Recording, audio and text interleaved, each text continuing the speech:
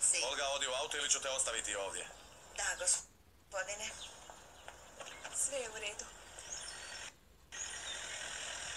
Herman, znam da sad nije vrijeme za raspravu, ali mislim da si jednom pogriješio i da sad opet činiš istu pogrešku.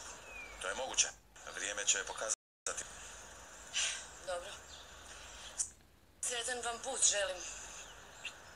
I vidimo se uskoro.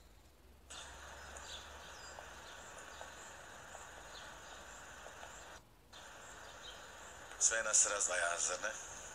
Da, mnoge stvari su nas razdvajale.